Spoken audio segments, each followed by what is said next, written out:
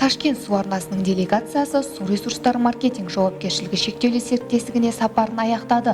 Соңғы күні Өзбекстаннан келген мамандарға Шымкент кәсіпорны өз қызметінде пайдаланатын техниканы таныстырды. Өзбек әріптестеріне жасырын су шығынын іздеу үшін қолданылатын техника мен жабдықтар көрсетілді.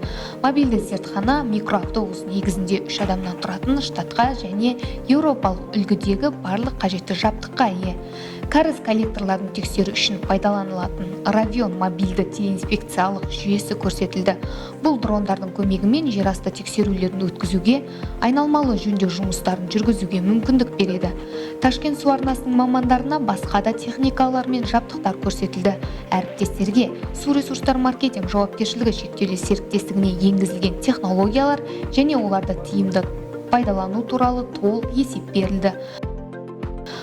Бұрын мұндай техниканы біз тек YouTube-тан ғана көретін едік, ал ол 2015 жылдан бастап бізге жақын жерде Шымкентте табысты қолданылып келеді.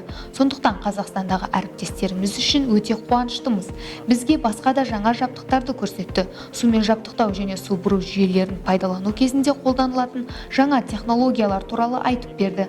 Біз өз кезегімізде өз басшылығымыздың алдында осындай техникалар мен жабдықтарды сатып алу қажеттілігі туралы мәселе қоятын боламыз.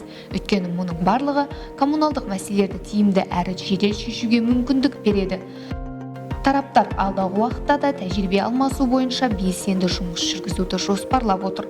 Бұл оң нәтижелерге әкеледі.